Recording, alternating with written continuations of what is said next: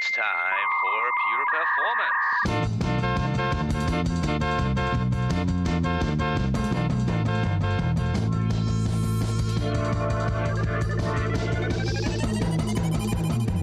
Get your stopwatches ready. It's time for Pure Performance with Andy Grabner and Brian Wilson.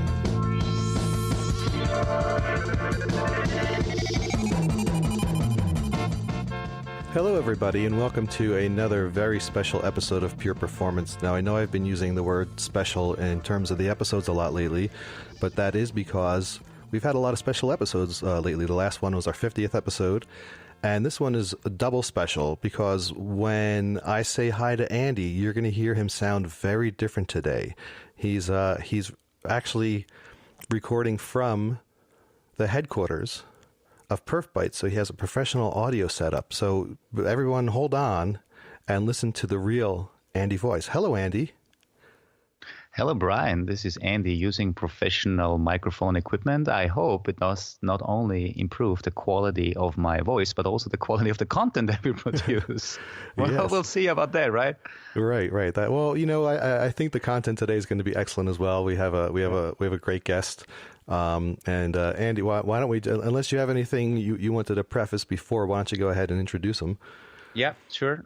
So I think like a couple of weeks ago, I was invited to speak at Quest for Quality in Dublin, in Ireland. And besides having a lot of Guinness there, we had some great conversations. And I ran into an old friend of mine again, who I met last year at a German testing conference. And the guy I'm talking about is Finn Lorbeer from ThoughtWorks.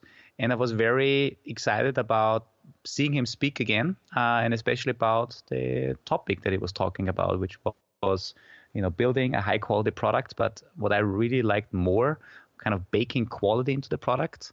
Without further ado, Finn, thanks for being. There is further ado. Finn, you forgot everything. So Finn, the other reason it's special, right? Not just because Finn's on, but because Finn is on again. He is joining our two-timer club. That's true. In competition with Mark Tomlinson, who I believe is sitting behind you, and Harold Zeidelhofer. Did I get his last name right? Sorry, Harold, if I got that wrong. Yeah, kind of. So anyway, so Finn, you are joining our two-timer club, meaning, and for anybody counting, it's not about the amount of episodes they're on, because sometimes the episodes are long and we split it. It's the amount of times we have a new session and record a new talk with them. So that's another special reason why having Finn on, besides him being a great guest, but he's part of our two-timer club. So anyway, that was the big thing. So welcome, Finn. Hello. Thank you for your hospitality again. I think, Andy, we met in Dublin again. We were talking about metaphors. I like the metaphor that you presented, how taking photographs can be an analogy for agile or waterfall developments. What I always think of, my favorite metaphor when I talk about building a high quality product, so caring about quality, is the easiest or most fun product I can think of, which is a muffin that I really like to eat a lot. And when I think about quality, many people only talk about testing, and testing is like putting some chocolate chunks on top of the muffin, then it's a bit better and it tastes a bit better and that's a bit better quality. But it would only mean that there's some chocolate on top, and the real awesome muffins, they have chocolate all over and inside, or they have different flavors and colors, and they are really, really great. But to get this started, you need to be involved before you start baking your product. You have to start from the very beginning and just throw chocolate in. If you test and put 17 chunks on top, you can count them, and that's really awesome, and you can document this. And this is maybe important if you have diabetes. But in general, if you just throw a good gut feeling chunk of chocolate into the raw material and then bake quality into your product, I think then it will turn out much, much, much more awesome. That's a delicious concept. And I just need to, is metaphor, you said metaphor, I believe, before. Is that right. What is a metaphor? Metaphor, talking about a muffin, but actually meaning software, right? Is that similar to like an analogy? Okay, all right. Yeah. I never heard that term before, so I just wanted to. I imagine maybe a lot just a German. It sounds so English. Maybe it's the German word that we use. Maybe it's a false friend between German and English. So analogy, yeah. So for everyone, you just learned something extra new today. You can use that word metapher. Excellent. Go on. So yes, I think that's an awesome analogy too. I was staring at that slide for quite a while, thinking about all the different ways I can interpret it. And every way you can interpret that slide in terms of baking quality and is just it's a great metaphor. I want to provide a little feedback loop here. I just Googled metaphor, and actually the English word would be metaphor. Metaphor. So even better. Exactly. Even better. Exactly.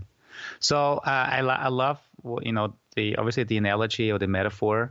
I thought when you presented that metaphor, one of the things, I like muffins too, but I think I like beer more. So I thought about if you are brewing beer, and I've brewed beer before, it takes between, 4 to 6, 8 weeks, depending on how long the fermentation process takes, depending on the beer. But if you are producing beer and you don't do it right along the way, then you may end up with a beer, but then you taste it and then you think, wow, this doesn't have the right alcohol amount, or wow, I thought it's going to be a stout, but what I got is a lager. And you cannot just convert a lager to a stout by adding color to it or making it more flavorful by adding whatever to it. So I also thought, that the baking quality into the product is an awesome analogy, but also kind of brewing it into the process, because you want to, on every step along the way in the brewing process, you have to measure, you have to get feedback, you have to taste, you have to figure out how much alcohol, how much sugar is in there right now. So is the sugar enough to convert it to the right amount of alcohol? So I may, Finn, just asking you for permission. I will ask you for permission now to use your muffin analogy, but maybe convert it into my brewing analogy. But I will give you credit for coming up with the idea, if that's okay with you. Yeah, if we can do it two ways, because I really love the beer analogy. It does not only mean mine has some pitfalls. Just throwing some chocolate in somewhere, right, is still too easy. If you say brewing beer and you need specific things at specific steps of the process, that's even better, right? Yeah, because the beer has all the continuous feedback because you have to keep checking as it goes. Exactly. Yeah. And feel free. It's good that we just share, and that's the awesome thing about our community. Now, coming back to your presentation that you did in Dublin, and by the way, we can put the links up online to the podcast. Besides the metaphor that you had, the metaphor, the analogy, with the muffin, what is it that you've recently done? I know you talked about one project in particular. I'm not sure if you are allowed to give the name of the company you worked with. You were not allowed in Dublin, as I remember, but it was a large automobile company. And I thought there were some interesting things you did there. And can you talk a little bit more about that, what it actually means to bake quality into the product, and what it is that you actually do with these projects that you are getting involved in?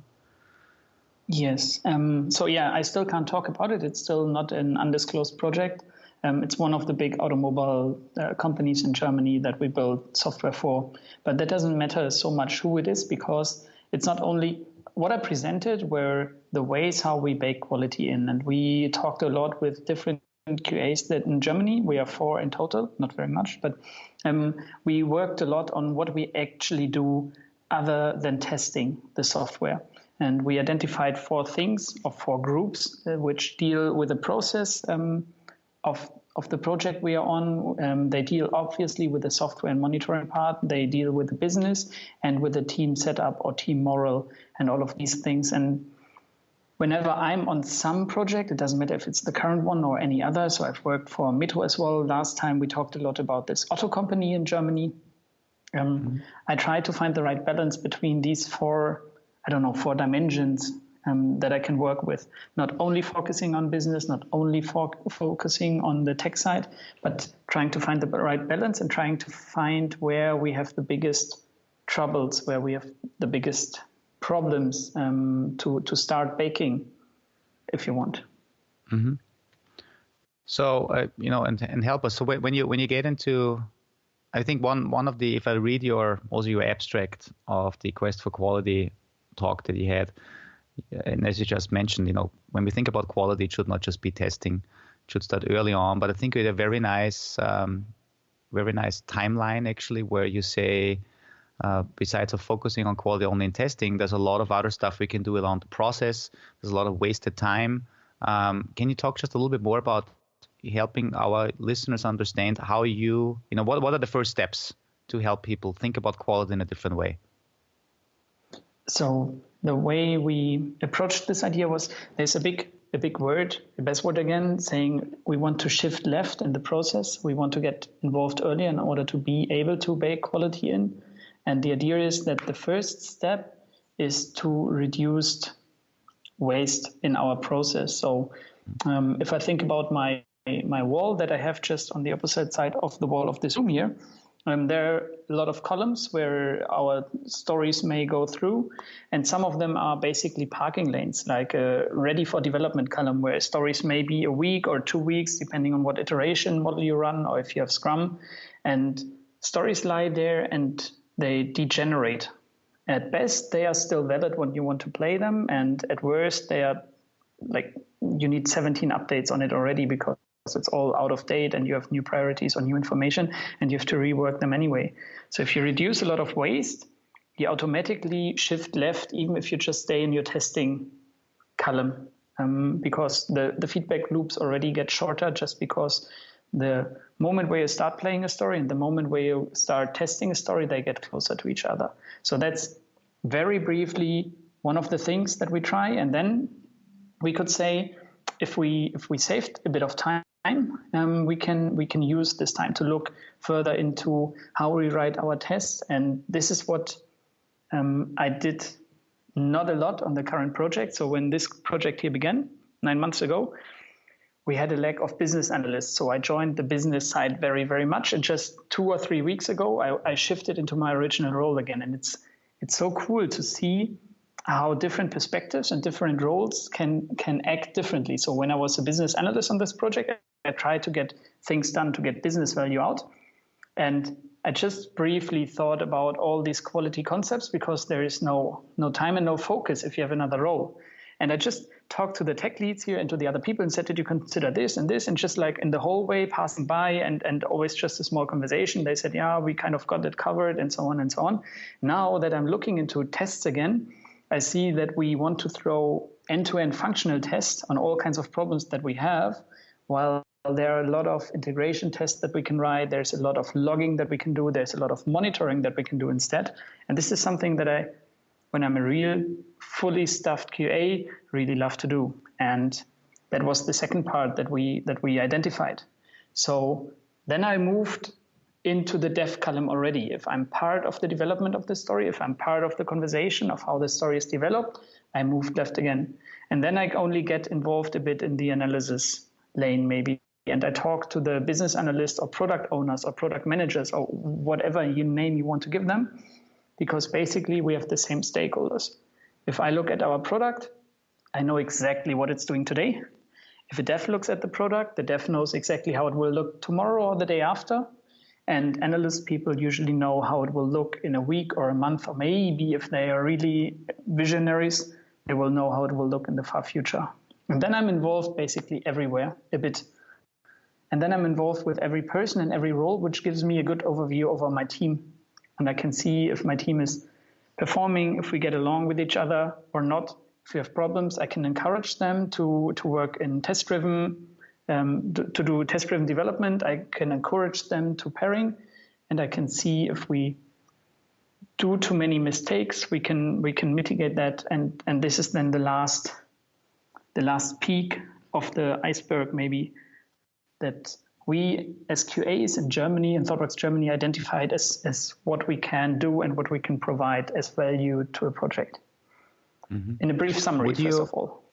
Yeah. So would you, the way you explained it, I mean, this is beautiful because what you explained is you basically moved through the different roles that are engaged in a project, and you kind of shifted left and you learned what the product actually does, and what testing is doing, what development is doing, and how product management is actually thinking about the next features. But isn't this in an agile world kind of a role that a product owner should have, kind of knowing everything end to end, like knowing which features are out there, what people want, and kind of being that mentor role also a little bit? Or is it more, how would you describe the role that you are playing in that project? Because I think it's a great role to have, and it's a great chance that you have in this project to see all the different aspects and help them optimize the process and bring them together? What can companies do to say, hey, this type of role, if it doesn't exist yet, so maybe it's the product owner, but maybe I'm totally wrong. What kind of role do we need in teams to do this? So I think the easier one, so product owner, let me come back to that in a moment. That's interesting to think about it. One more frequent reaction is that people ask me what the Scrum Master or Agile coach is doing, because I think there's a much bigger overlap in talking about the process, identifying waste, identifying bottlenecks, speeding up the development, trying to get in a state of flow. So I think there is much more overlap if you have a Scrum Master or if you have an Agile coach, or if you think you may need them. For the product owner, I don't know. I don't think there's overlap. I think there is more that it really works well together. We complement each other, because the product owner is more, I think, directed forward and should tell the team what he envisions for the product, and maybe have a good overview over where we are. But the product owner will never get in depth into the testing strategy, into the code base or something like that. And usually the product owner has to do a lot of stakeholder management, getting requirements ready, which is really time consuming. So I think I just experienced it again. This is a full-time job just to stay on top of the backlog and have a brief overview over where you are with your application at the moment. But getting into details of testing, of monitoring, of logging, of releasing. So we didn't talk about feature toggles, for example, in all of this, which is some hidden prerequisite in some of the claims here. I think it's rather, we will work well together. But there's little overlap. It's complementary. Okay. No, I just thought the product owner, obviously, I mean, it's helpful in the job and the role that you explained that you do to have some domain knowledge. And I guess the product owner brings the domain knowledge in. So you're totally right. It's a nice overlap. So you just segued into another area. I mean, obviously, I'm looking at one of the slides that you actually had where you exactly show the different columns. I think you mentioned those in your presentation. It's like the wall, or you have a Kanban board, and you have basically the different, columns with the different stages, and you wanted to remove the ready for dev, the ready for QA column. Now, you just mentioned something, some other prerequisites. In order for this to work, the software that you're building, the architecture, certain methodologies have to be in place. You mentioned feature toggles. Can you talk a little bit more about not only feature toggles, but I'm sure feature toggles would be part of it, but what are the things that you have to make sure in the project, in the code that you build, are in there in order for this to work? So feature toggles is one, and you please elaborate on that. Anything else?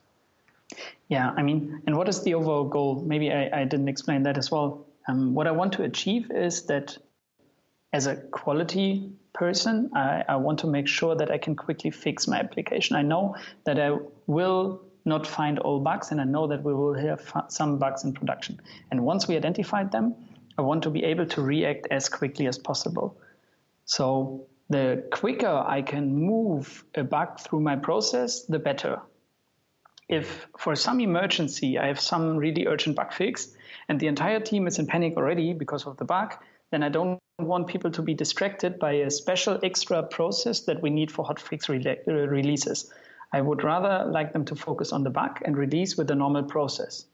So if the normal process also for stories is to just push everything through the pipeline very quickly and deploy any commit to production, which is one of the things, then I'm much more, then I can focus much more on a bug when I need to fix it, and I just push it like all the other days.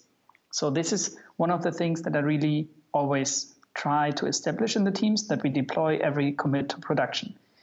Wow. So every commit to production. So that's something that I think a lot of people are afraid of, that are in that transition phase. Because how do you, it assumes obviously that you have a fully automated pipeline with a lot of tests and that every commit sounds, I believe, very dangerous for many people. And a lot of people have fear that every commit goes in, and also the disruption it has on the production environment, because every deployment obviously potentially has impacts on current operations. So can you talk a little bit about how, if you've experienced that fear in the beginning when you approached these projects, and what had to be done in order to actually get there? We are there at the moment again. So we are for some months in the project. We built a bigger product, and it's now being released to the very first users. It's not even a beta. We are way before that, but we are also already curious if this will work for us as well. So we're having exactly those discussions, because you need a bit more of a mature team where everybody is fully aware what happens if you push your code from your local machine. You need to be a bit more careful in testing your stuff locally, that you can make sure it works. You need a fully automated pipeline to begin with, and you need the concept of feature toggles so that you won't introduce new features or accidental changes by a commit that is then deployed to production. So the idea is that a fully automated pipeline deploys every single commit with the toggled off functionality to production. Therefore, the risk for operations for every single deploy is much, much, much smaller than before, because you don't have some dependencies between the commits, and you don't have the dependency to the functional stuff that could also break, or bad performance because you build something wrong in your caching. I don't know. And if you then toggle the features separately, you have decoupled the technical risk of a deployment from the release or risk of a release of a new feature. Therefore, the risk of every single item is much smaller, but you have to have a high test coverage, a very well-shaped test pyramid, a fully automated pipeline, feature toggles, and a mature team who knows how to handle all those four things. So it's not something you can just apply. And we are just now discussing if we have the right level of maturity here on the project. Some people say we don't. I think we have. We will figure out in the next week. So if you invite me for a third episode so that I can join a new club, then I can tell you maybe in a month or two. Mm-hmm. Let me ask this. I'm wrapping my head around this idea of quality product, and I know there's been a lot of talk about shift left. There's been a lot of talk about leveling up, and especially in the leveling up realm, we're talking about the folks in the QA and performance testing roles who basically, in order to fit into the modern release cycle, really need to level up. But part of that leveling up is learning more about development, learning more about operations, learning more about business, becoming like the Renaissance person, right? Someone who knows a little bit about everything and has their concentration in quality, let's say. Are you kind of, with all this proposing, and maybe you're not formally proposing it, or the way I'm kind of reading into this is that the idea of quality assurance might no longer just be this idea of testing. Are we running our tests? Are the functions working? It's more about looking at quality of not just does the code work, but what's the quality of our pipeline? What's the quality of our feedback? What's the quality of our performance metrics? What's the quality of the product in the user's hands, meaning are they enjoying it? Are you kind of proposing that there's a role within quality or quality assurance, maybe if you want to stretch it, to say, looking at quality of the entire process from beginning to end and bringing end with the end customer, whether or not it's a useful and quality product, expanding the scope of quality to encompass all of that? Yes, as a short answer. Okay. And if you say the role of the quality analyst, I mean, this is where we can start the conversation already. I don't think quality assurance. Yeah, I'm really trying to avoid that word because I can't assure anything. To be honest, I can test as good as I can, but I'm the single one person beside the business people who has no stake in increasing the quality. So when I'm only testing, I have a system under test somewhere on a stage environment. I get a new piece of code. As long as I test that piece of code won't change. I can maybe make it all melt. I can find errors in it. I can destroy the database or whatever. But the quality of this piece won't improve, and that's a shame. And then I claim that I assure quality. Maybe I assure some level, but that is the minimum level that it had anyway. So I try to get away from this and saying I'm analyzing, as you said, and in all these different fields. If I only test somewhere at the end, if I try to be a gatekeeper, if I think that my little Excel spreadsheet where I have a plan and just execute one step after another qualifies me to judge if 2 bugs in a feature justify not releasing a much bigger value, I think that doesn't work anymore in a fast-paced environment where you say you have a cross-functional team that cooperates a lot. And therefore, yes, I think you have to be involved in other things. I think it's not the QAs, so the abbreviation stays. If I say quality analyst, that's easier to convert then, right? So if I'm as a QA have my own column, and if I'm the last step of a process, then I'm a natural bottleneck already. And then I'm defined by this process step. But if I remove that, and if I say I'm involved everywhere, then it's a very stretched role. I know a bit of everything. I know nothing really. Can be good, can be bad. But I think we need to learn much more for each of these steps. Yes, I don't think that people who will only test at the end and say, nah, not good enough, do it again, maybe next time I'll let this piece of code through. I don't think that this will be the future. Right. I think it's a very opens up a phenomenal opportunity for people in this realm, right? Because if you are leveling up, if you are researching and learning about all these new things, there's the role as you describe it sounds extremely invaluable, right? You can't it almost seems like an essential role because you have somebody who is now ensuring quality is along the entire process from beginning and baking it into the muffin or into the beer process as you're saying, and that's something that you can't take a developer to do that because they're not going to have enough knowledge of stuff outside the development role. The operations team is going to know mostly about the operations. The QA team has that opportunity because by nature in their position, they have to learn a little bit about everything. So from the leveling up idea and where growth can go, because there's a lot of scare, right? There's a lot of fear in the QA world that, is QA going to become obsolete because testers are starting to write automated tests and all this kind of stuff. But I think this kind of presents an opportunity to take it to a much higher level than it's ever been before. Yeah, I think it's a great opportunity for quality aware people, that have been in a testing role maybe before, to become a mentor in the whole pipeline process and basically say, how can I teach? How can I share my knowledge with developers early on so that they can think more about quality upfront? How can I help whoever writes the test automation to build smarter test automation? And how can I help the people that run operations or the platform where my software runs in helping them to maybe collect better data, as you mentioned earlier, logging and monitoring data, so that we can feed back more information both to development and the tester roles and also the business role about the stuff that we deployed. So I think people that have a quality mindset, as you said, become essential, but more like, mentors or like quality as a service. They provide quality as a service, whatever that means, to the complete end-to-end pipeline team or the teams that are involved in pushing stuff through the pipeline. If you think about it like that. And that may even take some of the fear away, right? Because if I say, you have to work with developers all day, then the first fear is, oh, damn, I have to learn to code fully. I think that's not true either. We're currently on a closure project, as I said. Since 9 months, I was a business analyst. Since 2 weeks, I'm looking into the quality realm again. That doesn't mean I'm a closure expert. Not at all. Not even close.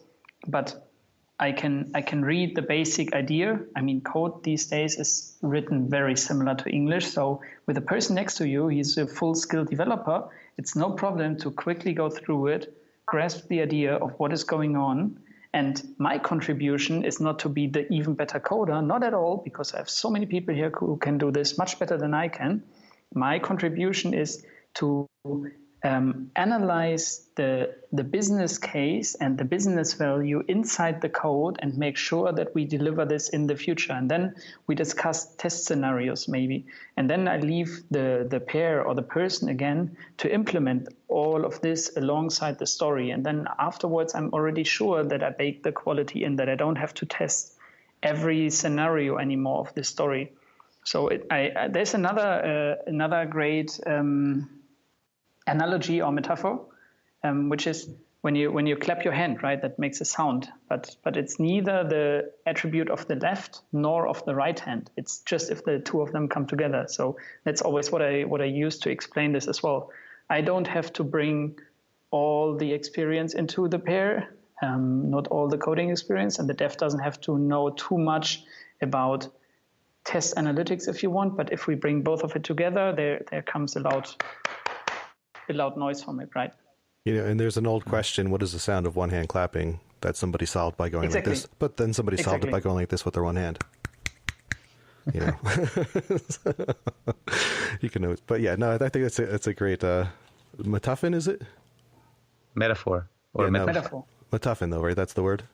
I want to make sure I learn it properly. Analogy. Yes. I'll try to go for analogy. Well, I'm just trying to learn it. Make sure I want to throw it in somewhere when I'm speaking to some random person. Maybe if I'm at picking up my kids from school and some kid says something to me, I can tell some 6-year-old, "Oh, that's a great Metaphyn," and they'll stare at me strangely. Yeah. So I think what I wanted to say in the end, the takeaway: don't fear to be involved more in development. What I've experienced were people who were in fear of it, and we worked for 1.5 years on trying to get more, involve more people into the development and so on. And on both sides, on the people who consider themselves as tester only and the people who were developers, I mean, if two people of different perspectives talk about the same thing, share something and learn from each other, it's a nice experience for both. And once people or former testers experienced that and saw how rewarding it is, I haven't met a person who said that didn't work for me. I've just met people who claimed it wouldn't work and they would either quit, or I've seen the other thing as well, where a company said, okay, we don't see the value testers, so we fire all the QAs now. That's the other side. So this is only where people didn't try. They said it wouldn't work and they didn't even start. This is what I've seen. But for everyone who tried so far, I've met only one person out of a few dozen who said, no, that's not my way. And this is maybe fair enough as well. And I think that goes to another point just in general, that if you're at an organization where you're trying to do this kind of stuff and you're just hitting those brick walls and everyone's telling you no, no, no, go somewhere else. It's obviously not a good fit for you because you're trying to level up, make everything better, and you're working within an old mindset culture that's refusing to change. I mean, I think the better success story there would be to get that culture to change and be a leader in that change. But if there's no movement and no support to get it done, don't give up on the idea. Go somewhere else. There are plenty of places out there that are embracing this culture, and go to them. Yeah, and on the flip side of this, I mean, we know there are people and companies probably that are just not ready for change, and we don't know how long they will be around. But what I've also seen for the people that don't want to change, instead of being an obstacle with those teams that want to change, there might be an opportunity for you to go also to a company that still fits your more traditional mindset.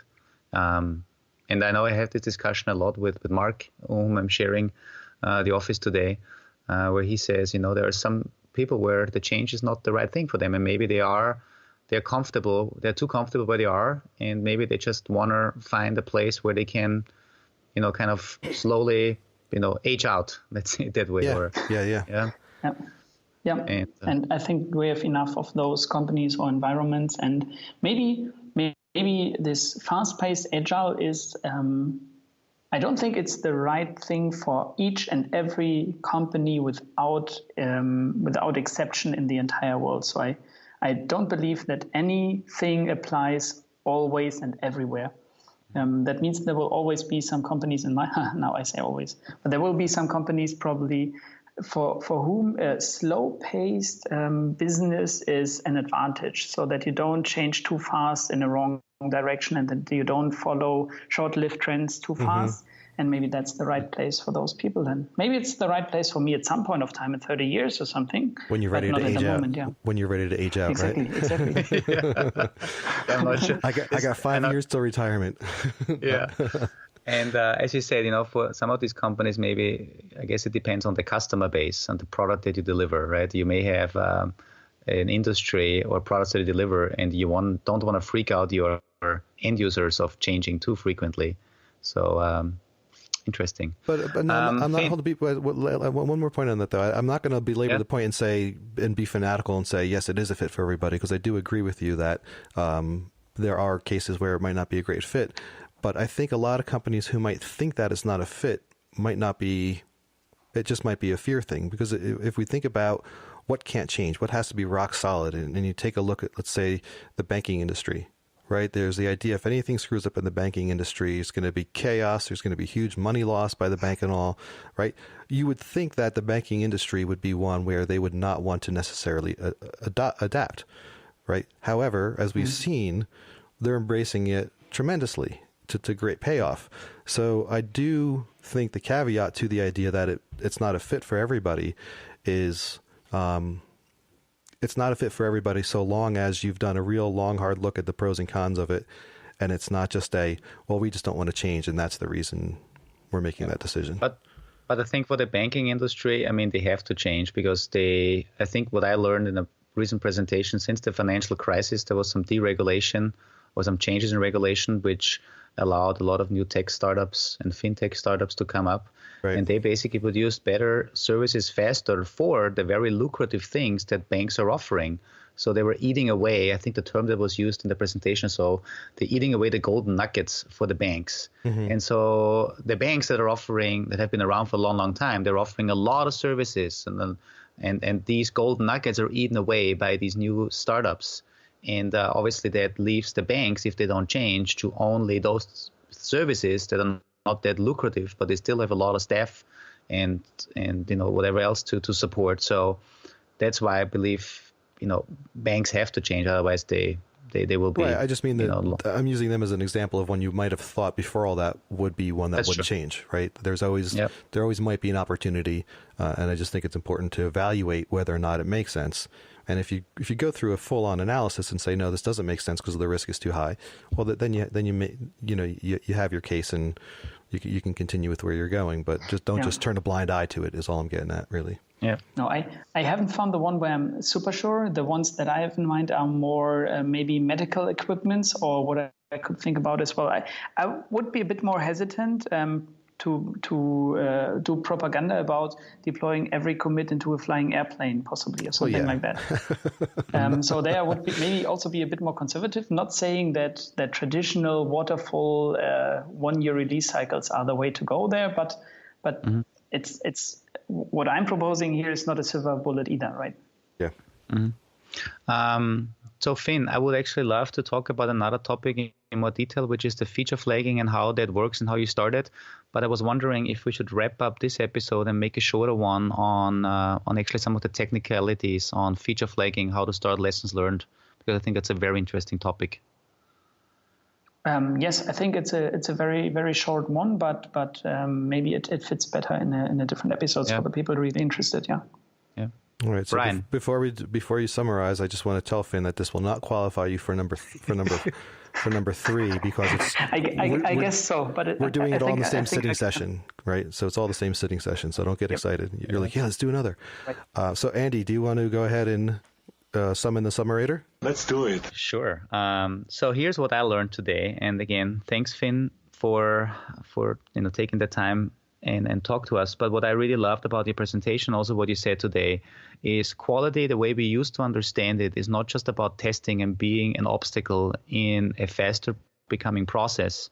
Quality is really something that we have to spread across the process. So we as the quality aware people have to talk with the business side, with the development side, and obviously influence the testing cycle, but really from transforming from becoming a potential bottleneck by just doing testing of something into providing a service to everyone that is involved in the process to think about quality early on, both from a technical perspective in the code that we write, but also the features we deliver to our customers, building the right thing with the right quality. And people that have been traditionally in the quality role, I think, have a great role to play here. And those that are ready for the change and are willing to work with the business side and with the development side, I think they have a great chance to change companies in a positive way, to build better software with better quality. And my last thought on this is just, in a similar vein that, quality, if you're in that quality role, there's a lot more places you can go, a lot more ways you can think, and you can start thinking outside of just the quality of testing and look at the entire process from end to end and try to think, where else can quality be inserted, right? Are the feedback loops, do those have quality, right? Our own setup over in Austria, we have a team who their product is the pipeline. So you could even then say, well, are we thinking about quality in the pipeline itself? Get on that team. So it's a never-ending cycle, and the opportunities to level up and expand that role are fascinating. Like Finn, every time we talk with you, I'm fascinated by your job. Because I don't get out to the speaking circuits really very much, so I don't know how common what you do is, but I'm just absolutely fascinated about hearing what you do when you go to places. It's an amazing kind of a role. I wish I heard more examples of other people doing it, but it kind of highlights where you can take quality, and I think that's really amazing. And thank you for coming on and sharing with us today. Thank you, as usual, for the invitation here and your hospitality. Yes. All right. So let's roll over to the next one. We'll be back, people, with another episode. Thank you for listening. Any comments or questions, you can tweet us. That's it. That's the word. My coffee did kick in. So you tweet us at pure_DT, and I won't say Grab Neander this time. That was I keep on thinking about Grabner Andy or Emperor Wilson. Or Finn, you have www.lor.beer is Finn's website. A lot of basic stuff. You can find the slides here. We'll have a link. Finn, do you also tweet and all that? Yes, at Finn Lorbeer. Okay. We can maybe include it as well. Yes, we will. All right, excellent. Cool. Thank you, everybody. Thank you. Thank you.